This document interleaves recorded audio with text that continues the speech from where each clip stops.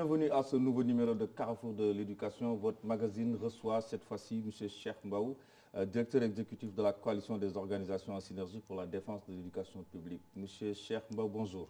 Bonjour Massamba. Alors, M. Mbaw, actualité oblige, nous allons un peu parler de ce rapport qui a été lancé par le président de la République, le rapport PASEC, édité par la Confémen. Quelques points ont été notamment soulignés. Le président de la République a parlé du rôle des inspecteurs dans le système éducatif. Il dit qu'il faut encore davantage former des inspecteurs. Quelle est l'analyse que vous faites de cette sortie du président? Je voudrais, avec votre permission, commencer par saluer tous les téléspectateurs, saluer la communauté éducative et dire aussi notre satisfaction de voir enfin l'avènement de Canal Éducation. Merci. Je pense que ça a été un élément de plaidoyer que nous avons tenu pendant des années. Et cet ennemi commun que nous avons connu, la Covid, a dû accélérer le processus. Merci. Donc vivement que ce canal continue à porter les préoccupations de la communauté éducative et qu'elle soit aussi un support pour pouvoir en tout cas faire face et relever les défis auxquels notre système est confronté. Oui, vous l'avez dit, nous avons participé au lancement donc, du rapport du PASEC. Et ce n'est pas la première fois nous concernant en tant que COSYDEP, parce que j'ai eu l'occasion de participer à plusieurs de leurs activités par rapport au PASEC, au Maroc d'abord, au Canada récemment, et cette année-ci au Sénégal. Donc ça a été un honneur d'accueillir les 14 pays africains. Le PASEC, c'est aussi un moment pour nous important en termes d'évaluation comparative. Vous savez, quand un système fonctionne, il a besoin d'avoir un miroir. Et à partir de ce miroir, on peut savoir la santé, l'état de santé de notre système éducatif.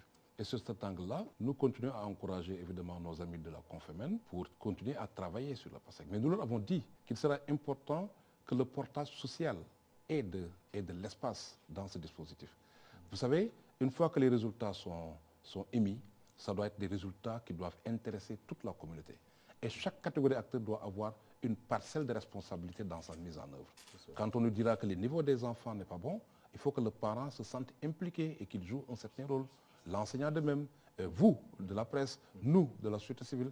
Donc de ce point de vue, nous pensons que la vulgarisation du rapport, de sorte évidemment que ça puisse entrer dans la profondeur du pays, que tout le monde en soit informé, c'est un challenge qu'il faut réussir. Nous l'avons tout le temps dit à la Confémen et nous continuons à le croire. Et sur le point d'attention sur les inspecteurs. Maintenant, sur les inspecteurs, je pense que le président il a réagi dans un sens qui avait été soulevé par les acteurs que nous sommes. Vous savez, pendant longtemps, nous avions dit que si nous voudrons adresser la question de la qualité des enseignements apprentissages, il nous faut nous intéresser à tous les déterminants de qualité.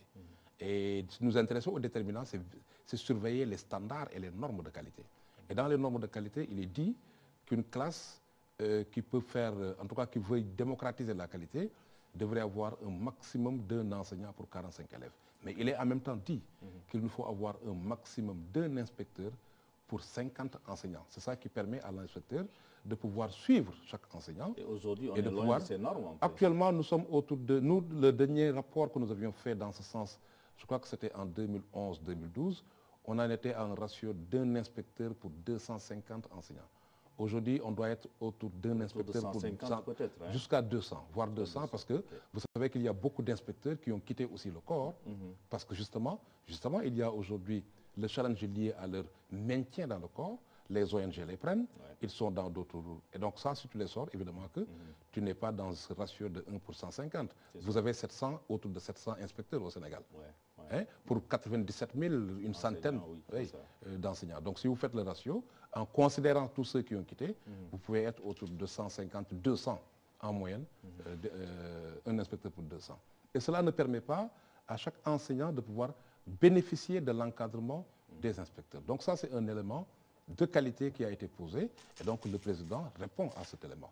Mais il faut dire aussi que cette annonce du président vient acter ou vient confirmer une des décisions présidentielles issues des Assises nationales de l'éducation pour la formation. Donc ce n'est pas une question nouvelle, nous l'avons tout le temps demandé, les Assises l'avaient recommandé. Aujourd'hui, nous sommes satisfaits d'entendre cette annonce de la part du président. Mais vous le savez, nous sommes organisation de la société civile. Au-delà de l'annonce, nous nous attendons à ce qu'il y ait évidemment un dispositif pratique, du concret, qui permette de voir évidemment que ces inspecteurs-là vont voir leur nombre augmenter, d'une part.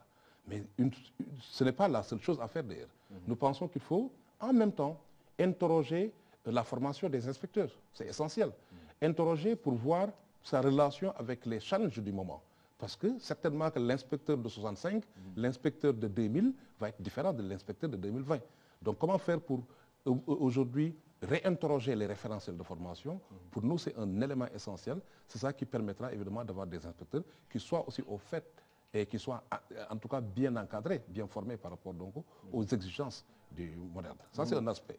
Mais les inspecteurs, pour nous aussi, au-delà donc de ça, c'est aussi veiller à l'accompagnement logistique. J'imagine que quand le président dit qu'il augmente le nombre d'inspecteurs, il va aussi revoir la note par rapport donc à l'accompagnement logistique. Parce que nous ne voulons pas avoir des inspecteurs qui restent dans leur bureau. C'est carrément dire que ces inspecteurs doivent peut-être être dans des conditions de pouvoir jouer leur rôle, c'est-à-dire que leur mission. Il est clair aujourd'hui que si vous voulez avoir des enseignants de qualité, nous avons dit qu'il faut qu'ils soient en nombre, mais il faut aussi, au-delà de la formation initiale, qu'il y ait un dispositif de formation continue. Cela signifie que les inspecteurs doivent être sur le terrain, ils doivent avoir les moyens d'aller dans la profondeur du pays.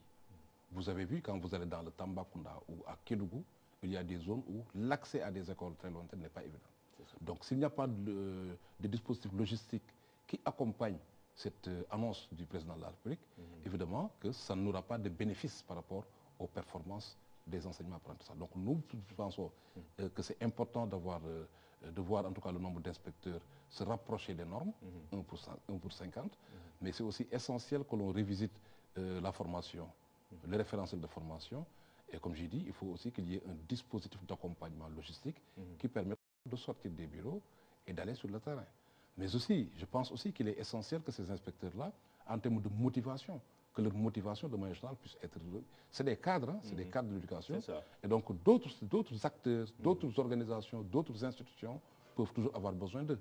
Et à un moment, il y a aussi un pragmatisme de la vie, simplement, qui va leur imposer de faire un arbitrage. C'est pourquoi, quand on parle de fuite de cerveau, on peut aussi l'appliquer aux inspecteurs. Donc nous pensons aujourd'hui qu'il faut travailler à les maintenir, à les motiver, mais aussi à faire en sorte qu'ils puissent accomplir leur mission aussi d'encadrement et de formation continue. Si vous savez déjà qu'il est demandé à ce qu'il y ait au moins une inspection par an pour chaque enseignant. Aujourd'hui, vous avez vu des enseignants qui peuvent faire plus de 10 ans, 15 ans, sans jamais recevoir d'inspecteur, ou qui ne les reçoivent que quand ils font leur examen. Oui, je pense que pour cette question, le président, dans son discours, est également revenu sur le numérique. A-t-il bien tiré les leçons de la Covid, le président de la République ou tous les acteurs peut-être? Oui, je pense que le numérique s'est imposé à nous bien avant même l'avènement de la Covid. Moi, j'ai l'habitude de le dire, autour des années 2000, avec l'avènement des smartphones. Aujourd'hui, vous regardez nos enfants, mais ils sont très à l'aise sur tout ce qui est technologie de l'information, smartphone, etc. Donc ça veut dire que ça peut être un excellent outil, un excellent support pour accompagner un peu les enfants. Parce que les enfants, il n'y a pas de secret, hein, il faut aussi savoir lire leur contexte et entrer dans leur contexte pour asseoir des compétences. Et donc de ce point de vue, même sans Covid, je vois que beaucoup de gens le lient à la Covid, mais sans Covid, l'évolution du monde faisait déjà que le numérique devrait occuper sa place. Ça, c'est maintenant. La Covid est venue nous rappeler que c'est devenu maintenant une exigence. Ça veut dire qu'on n'a plus de solution. Mais maintenant, ça devient complexe dans un pays en développement. Si vous avez un pays qui s'appelle le Sénégal, où vous avez encore des villages qui n'ont pas d'électricité, où vous avez encore, pour certaines zones qui ont des difficultés pour disposer des supports qui permettent de donner du sens au numérique, évidemment que ça devient problématique. Donc, il faudrait, et nous, en tant que COSIDEP, vous savez que notre forte préoccupation, c'est la vulnérabilité. Pour nous, toute réponse qu'on apporte à l'éducation devrait avoir une entrée par la vulnérable. Comment soutenir les plus vulnérables, comment soutenir en tout cas les moins nantis, ça pour nous c'est un élément essentiel. Donc oui, il nous faut aller résolument vers le numérique, mais il nous faut démocratiser le numérique et faire en sorte évidemment que tout ce qui est dispositif d'accompagnement qui permette à chaque enfant, quelle que soit sa situation géographique, sa situation économique, que permet à tous les enfants de pouvoir en bénéficier. Autrement, ce sera de l'inéquité, de l'injustice, et évidemment que ça va être un élément que nous n'aurons pas nous accepter. Et la conclusion qu'il faut tirer en termes de bilan pour cette année scolaire 2019-2020 a été que malgré la Covid, on a fait une année scolaire. Comment ça a été pour vous? Écoutez, moi si je dois tirer un bilan sur l'année scolaire très difficile que nous avons vécue, où on a été surpris par ce virus-là, cet ennemi commun, et c'est de dire déjà ma fierté d'être sénégalais. parce que je crois que le challenge, c'était pour nous tous acteurs de ne pas faire vivre une année blanche à nos enfants. Parce que je crois qu'à ce que je sache, il n'y a qu'un seul pays, le Kenya, qui a eu à aller vers une année blanche. Donc on serait jugé par l'histoire. Donc le fait, cette volonté d'échapper à l'année blanche, marquée de la part de tous les acteurs, je crois que ça c'est un élément qui est fondamental en termes de bilan. En termes de bilan, donc, nous avons pu apporter des réponses pour nos enfants. Des réponses. Maintenant, évidemment que les réponses n'ont pas été complètes. Parce que quand on a ramené les enfants, les 551 000, le 25 juin, il y a eu 3 millions qui n'ont pas eu de réponse. Pour nous, des réponses sérieuses et complètes. Quand on a offert le numérique, il y a eu certains qui n'étaient pas dans les conditions. Quand on a travaillé pendant l'hivernage, en temps réel d'apprentissage, il y a eu des zones qui ont appris moins que d'autres. Donc on a apporté des réponses, mais les réponses n'ont pas été complètes. Mais le simple fait d'avoir essayé pour nous, c'est quelque chose qu'il faut saluer. Et ces réponses, nous les avons apportées de manière solidaire. Chacun a joué un rôle. Donc moi je le disais lors d'une rencontre avec le ministère de l'Éducation, qu'il faut aujourd'hui, je ne sais même pas quel est l'acteur le plus significatif.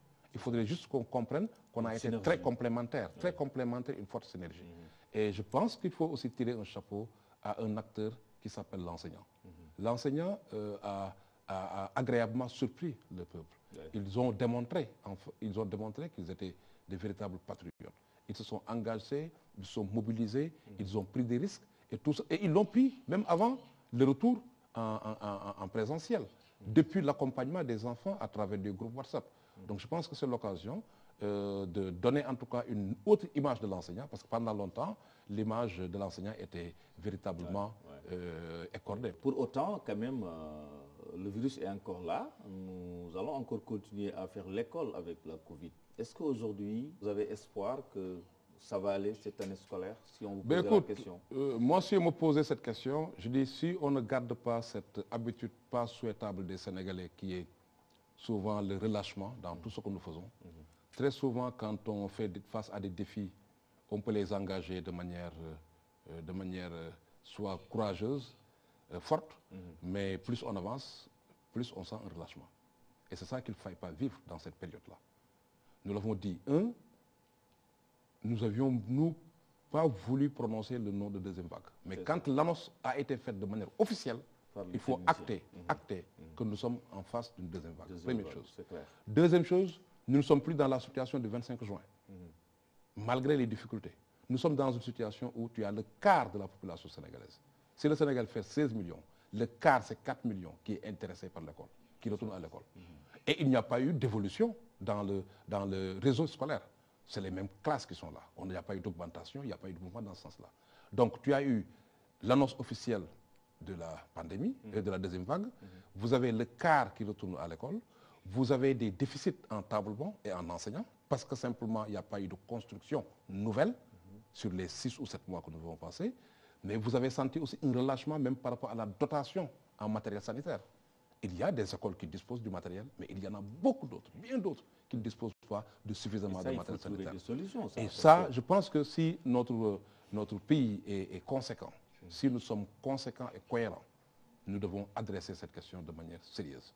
En dotant, nous avons dit, une école, un bloc sanitaire, un point d'eau, un gardien, une femme de ménage, c'est un minimum. Mais aussi du matériel sanitaire d'accompagnement. Ça, c'est un minimum. Nous avons vu tout ce qui a été fait avec les 1000 milliards du Fonds Force Covid.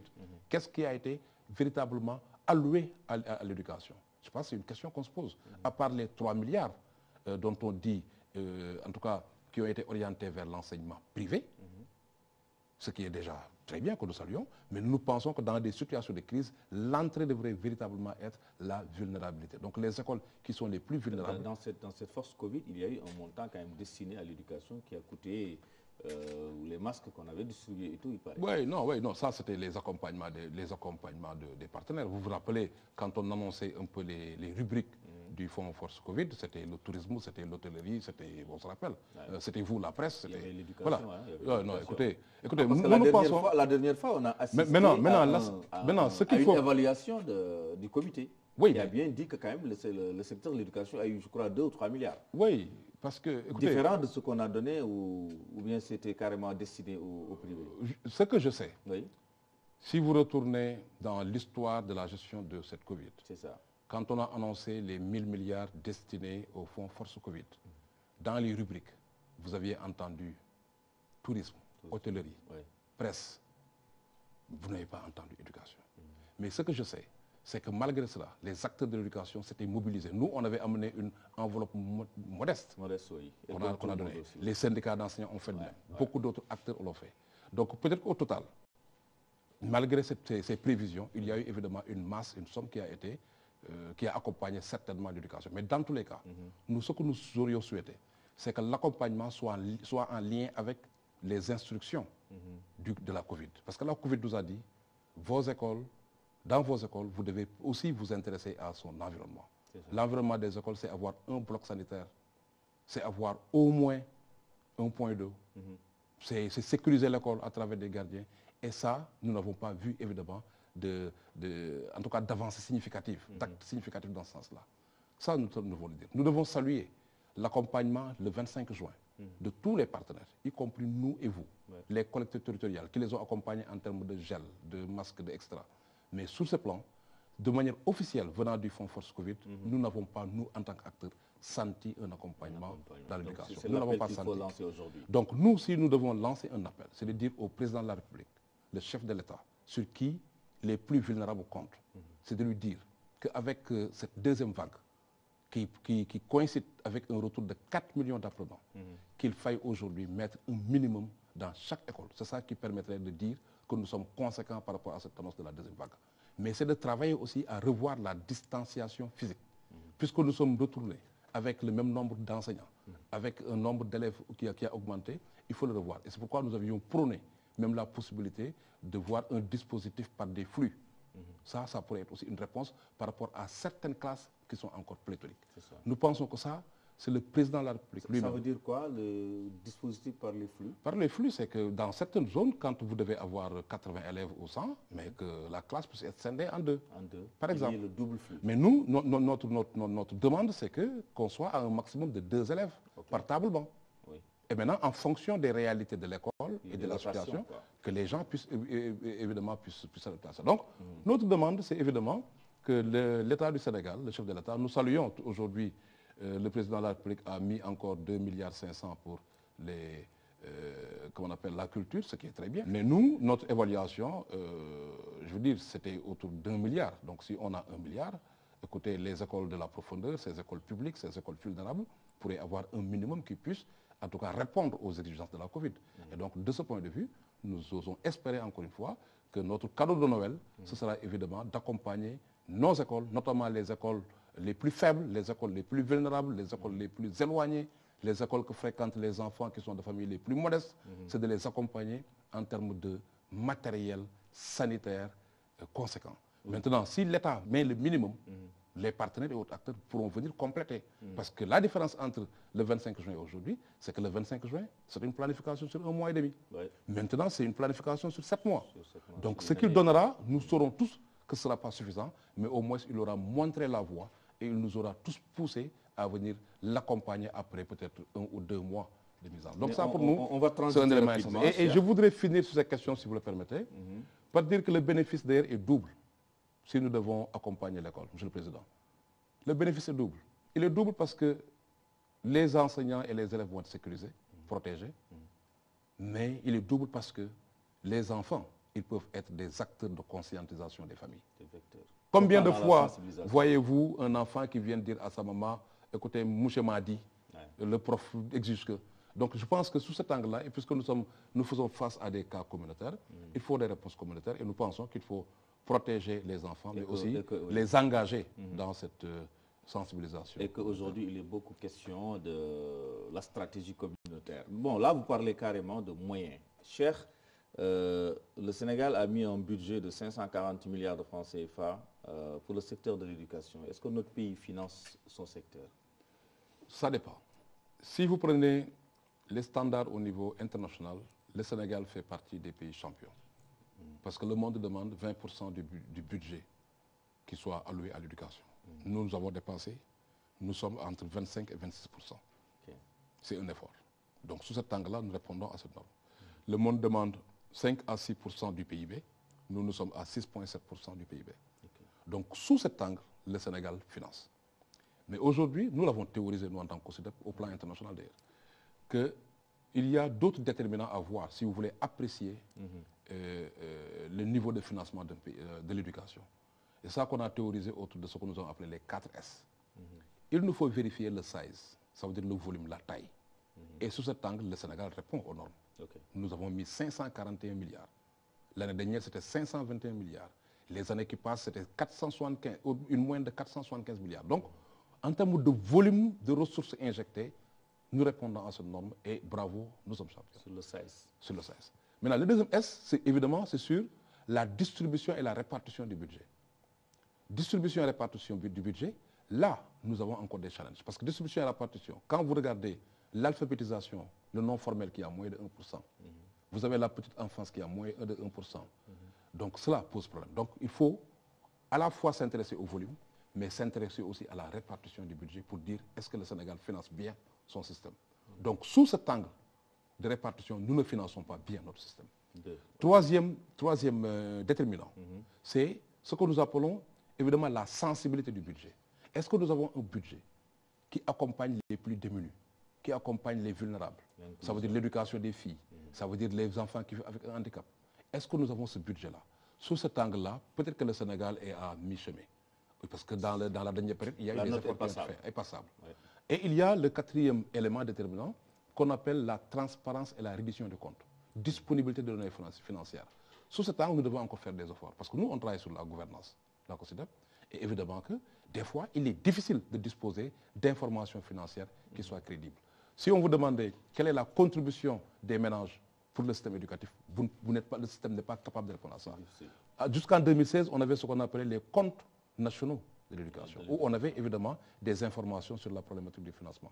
Mais aujourd'hui, c'est des informations qui nous échappent. Ce n'est pas toujours évident. Donc, il nous faut, à la fois, si nous devons noter le financement d'un système éducatif, c'est vérifier le volume de financement, se voir la distribution du budget, se voir sa sensibilité et voir aussi la transparence. Et donc, sous cet angle-là, si nous le regardons, évidemment, nous considérons que le Sénégal a fait des pas sur le volume, mais sur les autres aspects, nous pensons qu'il nous faut encore faire plus de pas. D'autant que, quand vous regardez la répartition, la distribution de ce budget, écoutez, l'investissement est très faible.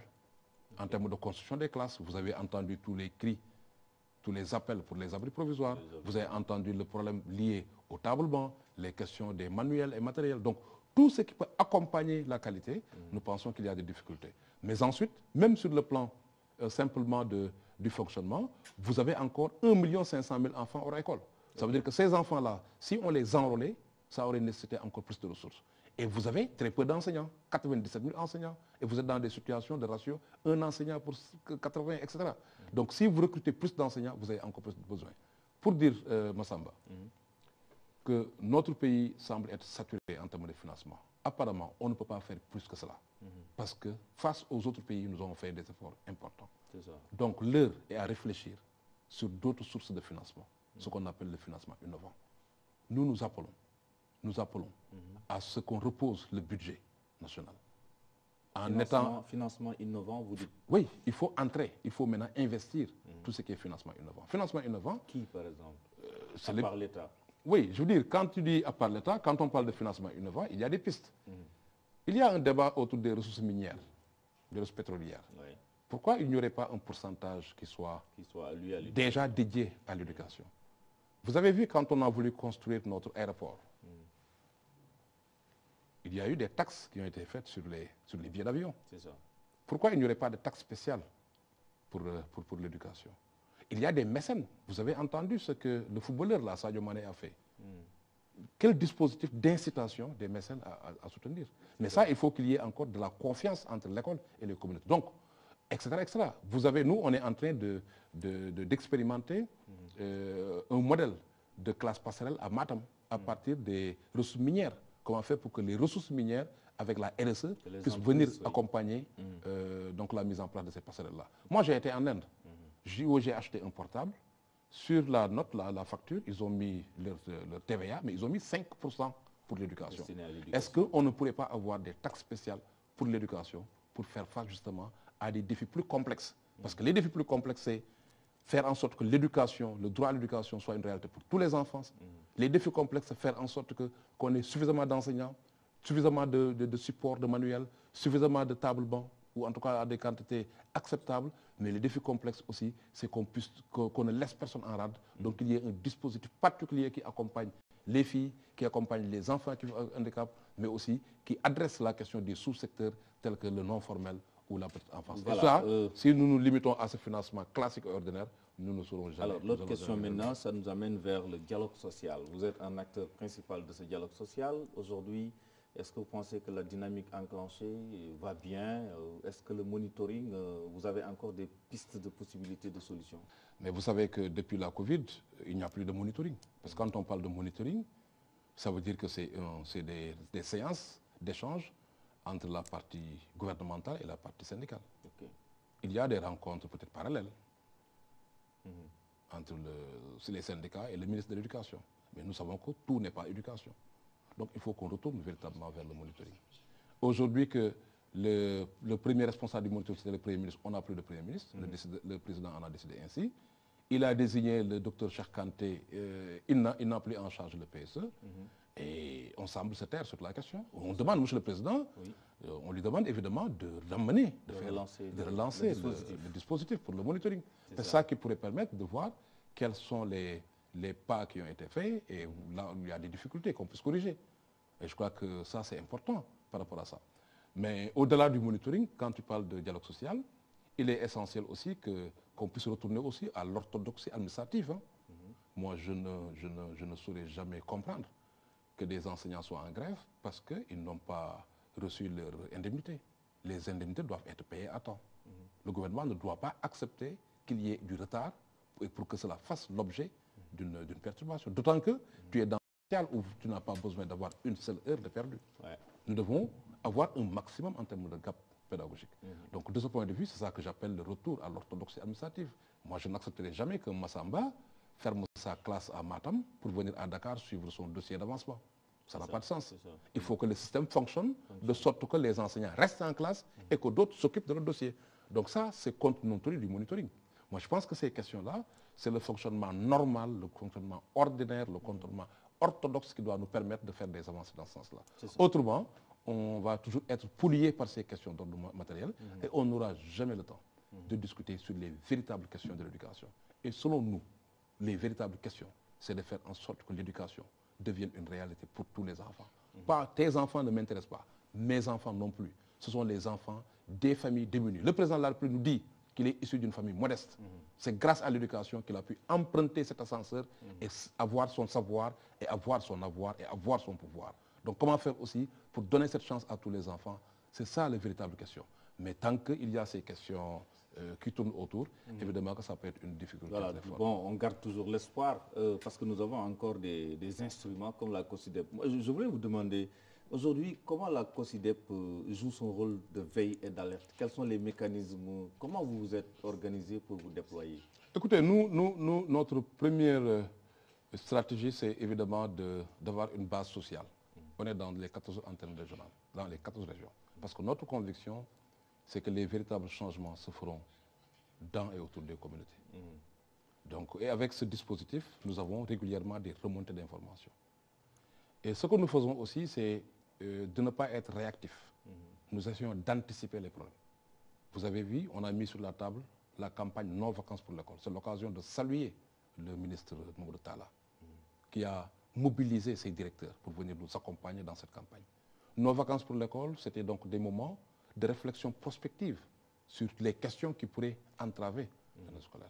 L'autre élément, ça nous amène évidemment à produire très souvent aussi des rapports, ce que nous appelons des rapports alternatifs citoyens, qui sont des outils d'aide à la prise de décision. Vous avez suivi, durant la Covid, nous avons apporté notre contribution. Ce n'est pas à coup de francs, mais nous avons apporté une contribution scientifique.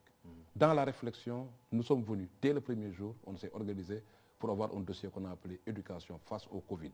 C'est au temps où le Covid était encore masculin. Donc nous avons apporté nos contributions avec des scénarios.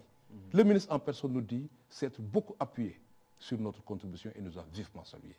Et les acteurs, de manière générale, au-delà du ministre, vous rencontrez les parents d'élèves, les organisations d'enseignants. il y a eu des spots qui sont passés dans votre chaîne Canal Éducation.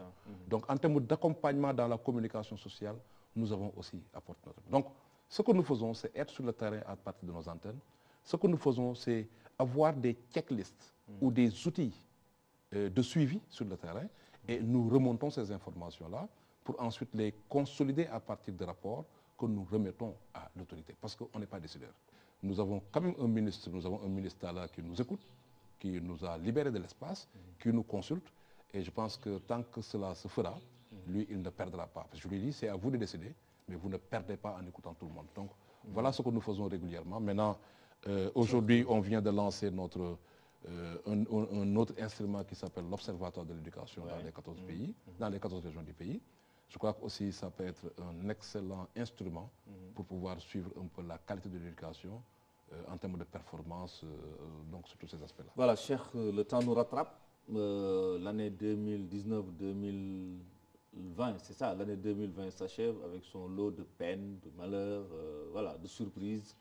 Une nouvelle année s'annonce. Un mot peut-être à l'endroit du monde de l'éducation. Ben, c'est de continuer à rester complémentaire, solidaire, à faire preuve d'humilité, parce qu'aucun acteur ne peut y arriver seul, il faudrait qu'on le comprenne, mais aussi à démontrer à nos enfants que leur meilleur espace, leur place, c'est véritablement l'école, et donc qu'il faudrait recréer cet amour entre l'école et l'enfant, mais à demander aussi aux parents d'élèves de continuer à faire confiance en leur école, parce que justement, ça peut permettre de construire le Sénégalais de demain, de le bâtir, mais mieux, ça peut même être une source par rapport donc aux problèmes économiques donc, dont ils vivent, solution. Et c'est enfin de dire aussi au gouvernement du Sénégal, qui sont les décideurs, parce que c'est eux qui ont les ressources, c'est eux qui ont les moyens, c'est eux qui ont les stratégies, de leur dire que vous avez un pays superbe, un pays où il y a beaucoup de production, beaucoup d'alertes qui sont produites. Il faut avoir un dispositif qui collecte ces alertes, qui les traite, qui les exploite, qui les analyse de manière positive, qu'il n'y ait pas de biais. Si on reste positif, je suis sûr que nous, Sénégalais, nous sommes plus intelligents que tous ces problèmes auxquels nous faisons face et nous sommes plus forts que tous les obstacles. Merci beaucoup, Cheikh Mbaou. Je rappelle que c'est le directeur exécutif de la COSYDEP. Merci à toute l'équipe de la télévision scolaire qui nous a accompagnés pour réaliser cette émission. C'était tout, chers téléspectateurs. Nous vous donnons rendez-vous pour un autre numéro de Carrefour de l'éducation. Au revoir.